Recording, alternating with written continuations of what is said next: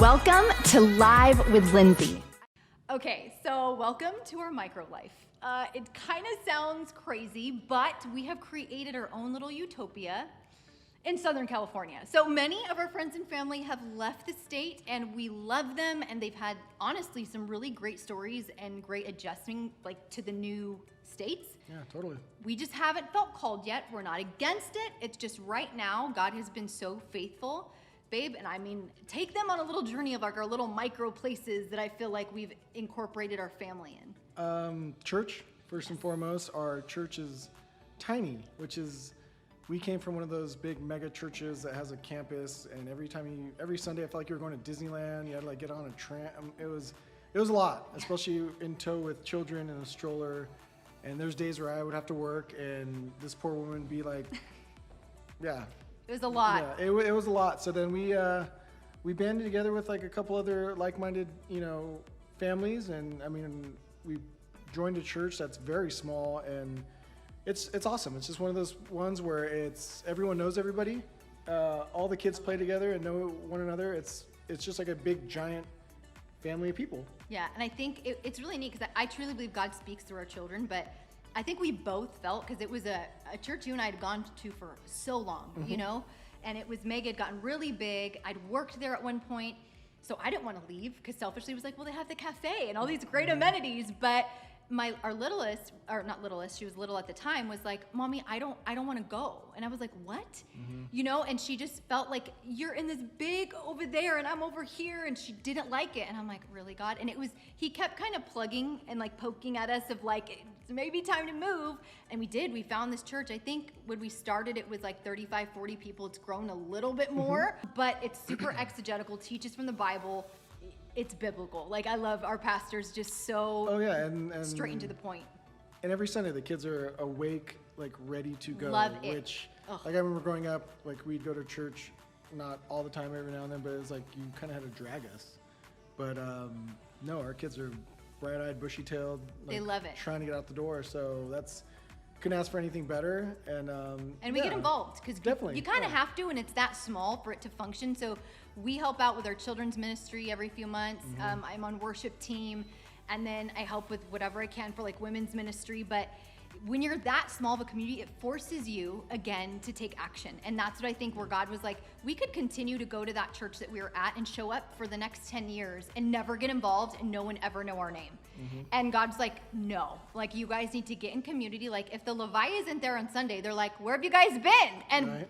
The accountability is so good. And now we're doing life with these people. We're going on vacations with them. They've become our family. And that's what the church, if you guys even go look at the church of Acts, what it looks like serving the community, making sure that you have a biblically sound pastor, that there's order, right? But there's so much fun. I love our church community. It's amazing. Yeah, it's fun. That's the funny thing is some people may think of church oh, we gotta go, or it's or they're the holiday Christians where it's just Christmas and Easter or whatever you want to call it. And no, it's it is literally something to look forward to every week. Yes, and I think if you're watching or listening, you're man, me and my husband or me and my wife, we've been wanting to go to a new church. You may have to church shop. For us, it was really neat. Our friends invited us, and we just felt oh, this is a Holy Spirit moment. But I know there's families. One of my girls she moved to Texas, and she's Linz, we've had to try 4 to 5 different churches, and she's I finally found one that's Holy Spirit. Holy Spirit is there. I can feel it. They teach from the Bible. And I'm awesome. So just know it may take a few times, but be willing to, because your family, you guys, we are called to be at church, and it's not just streaming from the TV. We live in a culture where that's, again, it's acceptable, but with no risk, there's no reward, right? So you don't have the risk of, I don't know these people, I have to get to know them. We've been there for 5 years now, and it's taken time. I didn't start with it. For first year or two, I don't think we served, and then the second year, we started getting children's ministry, and not till a year ago that I got into worship. It's evolved, and I know God will call you, and you'll feel that within your heart if you take that risk to go. But another risk we took was the micro class pathway, babe. So you want to share a little bit of that? That was an adventure in its own, because like we said, we live in Southern California, where it is very ever changing. To put it lightly, and just like many parents in Southern California, we saw things that were happening in our schools and our community that, hey, you know what? We're not really on board with that. No. There was very limited options presented as far as it's either like, okay, you either send your kid to school and school district and teachers and principals have their way with your kids and you have no say, or you pull them out of school and you homeschool, which our family, could we have made it work? Yeah, we could have made it work. It would have been really tough considering, you know, our, like, not so much our lifestyle, but just even just what we do for a living. Yeah. As far as, you know, I'm gone quite often and, you know, you're home with 3 children. It's like, it's a lot. I'm sure women do it all the time, but it's just like the way our dynamic ran, it would have, like I said, we could have done it, but maybe it would have been a little bit, you know, it would have been difficult. So, you know, after weeks and weeks of going to school board meetings and all of our concerns and thoughts falling on deaf ears, you know, my wife, being the crazy woman that she is, decided to just create a school, which, you know, at the time it seemed like such a crazy idea, but I've got front row access to just watching it unfold, which has been pretty amazing. I'll never forget it. We were like I was in the bathroom, not doing that. I was like just like brushing my teeth or something. And you were on the bed and you were like, babe, so, I mean, I was looking, this is the 2 weeks, remember I talked to you guys about how I was praying about specifics and I hadn't had a teacher yet. And he's like, well, how much longer are we gonna wait until it's like, we're just gonna homeschool? And I remember telling him, I'm like, babe, I'm giving this the 2 weeks, but, and he's asking me, he's like, how do you know like this is gonna work? And I'm like, I really don't. All I know is God put it on my heart and let's just give everything we can to try and start. And the fact that like he was like, we just worked as a team. But the fact is too, I gave Chris the opportunity to be like, wait, hold on, what about this? And because at first I was like, let's do private school, you know, like let's pay a mortgage for kids to go to school, right? Like, and we're like, really? And I'm not against that if that's people's route, but there wasn't a piece for me. Like I was like, I just don't have a piece there. And then I didn't have a piece of them going to school. I didn't have a piece of them being homeschooled. So it was like, okay, I guess we're supposed to create this pathway. And to watch, and it wasn't, I created this school, it was literally the families. Like, yes, you guys know I'm the activator, but like I can activate and I have vision, but it was the families. Like we have these incredible women who are the admin team that's just like, oh, they're emailing and they're calendaring and they're amazing. It's like the best way I can think of it is like a puzzle coming together. Yeah. There was like, you played a certain role and some of the other families had, you know, mothers and fathers that all kind of like fit into a piece there, and it made it work, which is like, if that's not amazing, if that's not, you know, the Lord working in his mysterious and amazing ways, I don't know what is. It's just, yeah, like I thought my wife was crazy. I'm like, so are you gonna try and create a school? And she's like, yes. And I'm not gonna lie, I didn't want to, I wasn't really sure if I wanted to hear that, because I'm like, so how do you even create a school? Like, what is that even legal to do? And I'm over here like, I don't know. Yeah. And he's like, oh, woman, like, because that's me. That's my personality. I'm the one who's like, it'll happen, babe. It's just going to work out. And he's like, logically, woman, like, how is this going to work logistically? Yes, she's definitely the dreamer, and I feel like I'm the one that kind of tries to keep her grounded. I don't want to come off as like the dream destroyer, but no, but it's like I definitely wanted to. You make like sure, reel me in. Like the right yeah, way. like some like go catch those butterflies, girl, but like don't wander off a cliff while doing so. Yes. So I think I just was kind of like, I'm not gonna say the voice of reason, because after seeing what happened, I would never have considered myself that, but it was definitely, yeah, I was nervous. I was just like, how do you even create a school? How does that work? Like, how do you know that? My thing was like, I was worried that if like, oh yeah, we created a school and it's awesome, and all of a sudden the state finds out, now it's like, we're on the run, with our little school kids, Yes. So yeah, I'm not gonna say I was a denier per se, but like after watching my wife put this school together, I never questioned her commitment or really her, I guess, ability to do anything after that, because it was amazing. It was just like to see it all come together. It was, yeah, I'm just gonna shut up and hold on for the ride. No, I feel like even what you said, like I feel like it was a faith test for both of us. Like, Chris, are you gonna trust Lindsay's crazy idea? And then also, Lindsay, are you gonna trust Chris to like, I need the caution, like I need someone to sit there and be like, hey, you probably haven't thought about this. Let me poke some holes and oh, you're right. Okay. And that's what helped. It was like creating all, like we literally, it's like, imagine all of the room moms or room dads or team moms or coaches all come together and created a school. It's like you have the best of the best families. Everyone's on board. We have the moms who are the Pinterest moms who like have Cricuts and they're making the kids like label makers of their scissors and all the things. And then we have the moms who are like the event moms and they're planning field trips. And we have the moms who they're coming in and making sure the kids have snack. And I mean, it's been incredible to watch everyone come together and then be able to volunteer. But like, isn't it cool to be able to go? We go like once or twice a month, and you're not there for like an hour for like a picture and a party. You're there helping them in their education all day long, which to some people again are like, oh, that sounds awful. No, it is to me. I'm like, that is such a responsibility, but a privilege to be part of your child's education. No, I agree. I'll go back and I'll say, yeah, we definitely have the all-star bunch of parents. Yeah. Like the number one parents that you have in your kids in traditional school, the ones that are like bringing the snacks in and doing all that extracurricular stuff that you're like, you know, that mom's awesome or that dad's like, they're every single parent that we have. So that is a blessing in itself. But going to what you said about volunteering, yeah, it's like, I was always wondering like, okay, because I've only grown up in traditional public school. Both of us. And the thing is, we almost had to like deprogram ourselves because that's all we knew. It's like, it's funny because we always looked at like, I mean, I know I did. You always looked at as the homeschool kid as being like the weird kid, like, oh, he doesn't have any social skills or, you know, whatever it may be.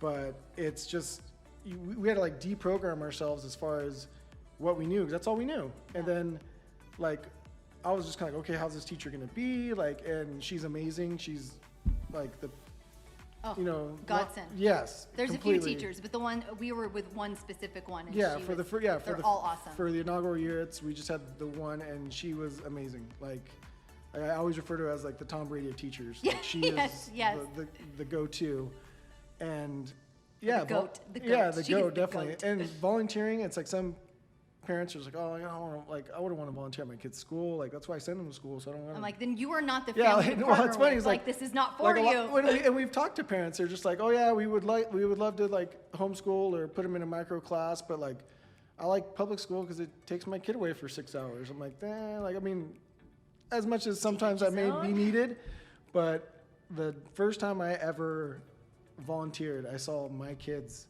you know, just learning and just being happy in that environment and protected. You know, and protected. And it was just like all those doubts and all that, like, is this the right thing? Are they learning enough? Are they going to be okay when it comes to later years? Like that, all those worries just kind of faded, which I thought was, you know, I guess just like a moment of clarity, if you want to call it that. Like, hey, we are doing the right thing and this is amazing. And it definitely, and it's funny because I talked to all the other parents who volunteer too, and they've all had that exact same moment. And it's like, so it has to be, you know, meant to be, right? Totally. So, And I think those are like, to me, I'm always like, those are God kisses or zings. Like, he will give you that confirmation, like you're in the right place, you've done the right thing. And again, it's not for everyone, but I do champion the families who are thinking about it because it is a beautiful pathway to allow you to have hands-on just ownership and agency over your child's education. Because right now, if you don't pay attention, I'm telling you right now, there are things, haven't even released all the information, but there are things coming down the pipeline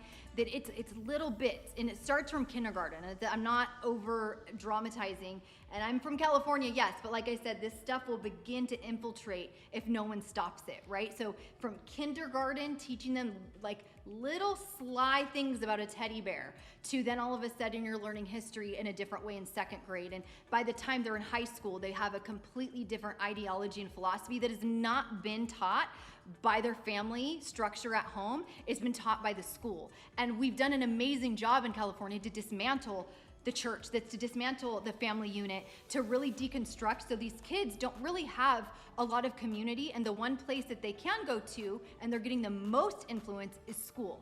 So there's a lot there. I probably sound like I could take my tinfoil hat off right now, but I mean, if you start to read and do the research, put the work behind it, my friends, you can't unsee it. And I think at that point, that's why it was like, we're never going back. Like, I mean, unless there was a huge awakening within the union, which would take years to happen, like, this is where we're going, you know, and we're gonna stay. But I love our micro life. I think it's awesome. We're not against moving out of state. It's just I feel like right now God has a hand and is like, this is where you guys should be and need to be for this time. No, I agree. And just to add on to what you were talking about, as far as, like, if you think about it in traditional school, where do your kids spend most of the time? Like 6 hours is a big block of time that they're going to be, you know, not only like taught whatever is the lesson plan for whatever class, but like also going to be influenced in today's world where like stuff's expensive. Usually you have parents that are both having to work. Yeah. They come home from work, they're tired, of course they want to be good parents and spend time with their children, but it's like, it's a lot to have all that and to still like mold that young child, which, I believe we all want to do. But, and nowadays it's not like out of the ordinary. Just have like, send them to school, let the school mold them. And I trust in the school that they're teaching them their ABCs and 1, 2, 3s. But it's like, another thing that's cool about the micro class is it taught us like 6 hours is a long time that you don't really need. You don't. It's like so much fluff of like recess and snack. Like there's. But at the same time, when you say that there's the fluff, it's like, yeah, they learn their ABCs and 1, 2, 3s, but with that extra time, what else are they learning? Like what other things are being true. like you said, just kind of like dropped in there. And, and if there's a place that's going to drop stuff in there, it's going to be Southern California. So, obviously it's very different than some of the other states and some of the other parts of the country, but yeah. But I think like to be praying, like I always like when I hear people who are at other states and they're like, oh my gosh, California, New York, I'm like, you just be praying for us. Like be praying for these states that we're going through this, because there are people and families that are trying to fight and preserve like the children's innocence. No, yeah, totally. I have coworkers that move out of state, and like Lindsay said, it's like moving out of state it's a possibility. It would be a very hard way of living for us, the way things are currently. So, maybe sometime down the line, I don't know, but it's just, I just like to tell like my coworkers that live out of state, they're like, oh, like, how do you still live there?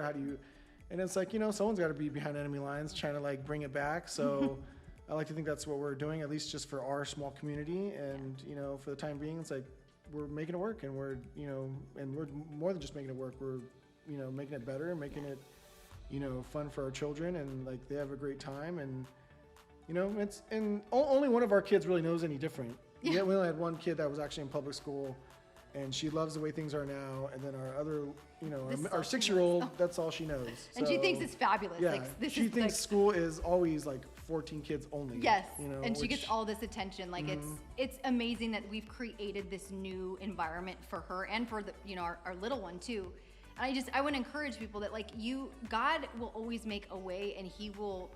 Sometimes it's hard, but like He will make a way wherever you're at, whether you're in California, New York, or you're in this really great state that it's like, oh man, we have so many freedoms. And wherever you're at, just be praying, especially for this next generation rising, because even if it's not your specific child, it's your niece, it's your nephew, it's your friend, it's your friend's son or daughter. Like we are in charge of this next generation, and it is our responsibility to mobilize and make difference. So to me, at first I'm guilty of it. We're going to change the district, and we're going to, like I had these big dreams, and God bless Chris. He just would go, we'd go to these meetings, and I think we both realized it was like, okay, I don't, like he said earlier, it's falling on deaf ears, and that's where God's like, okay, I need you guys now to take the action. And it's not as sexy when it's like, wait, these are 23 kids, what? I mean, you're like, no, I want to like help the whole district, and God's like, be ready with a few, because I can trust with you with this. I will continue to guide you, right? And so for us, it's like, this is exactly where God wanted us. Like, I know for me, it was like, let's have this big, and I told Chris, like, oh, next year we could do 60 families. And he's like, well, pump the brakes, And so it's like little by little, He will continue to open those opportunities. But I love doing this micro life with you, babe. Like, I think if anything, it's helped our family get even more close, because a lot of kids, they're living in tablet land. They have sensory overload, but our kids, like, they are thriving. They go to our teacher's house and they do gardening and cooking. And I mean, just the things that we've been able to implement in these kids, it's not just academics, but it's social and spiritual, getting in their faith. And you can even look at research. There's people like Finland or China, like they both have really high intellect, but the kids over in Finland like thrive. Why? And it's not just academically, but with relationally. They don't have homework. There's like different studies, like they don't have homework, and it's a lot of family based or like even subject based, where China's like militant 6 days a week, right? So there's something, to me, I think like it's beautiful to have our kids have the opportunity to learn about not just math and science and English, but they're learning how to cook, and they're learning how to take care of animals, and they're learning just all these different parts of life to help them just be better humans and who God's created them to be. So no, definitely. I think it's just they're learning skills that we didn't learn in school that you kind of wish you would have. Yeah. And at the same time, it's going back to like our small church and our micro class. I think the best thing that comes out of it that we didn't see is that community. You know, the parents of our class and the parents or the families of our church. It's like like you said, we do vacation with them. We do spend time with them. We do hang out. And I think that's in America these days, and especially places like Southern California and New York, wherever, where it's like you could live next door to someone for 15 years and maybe said like hello to them a handful of times or been inside their house to enjoy a meal, and it's like once or twice, which it's like it's the norm, which is that sucks. Unfortunate, yeah.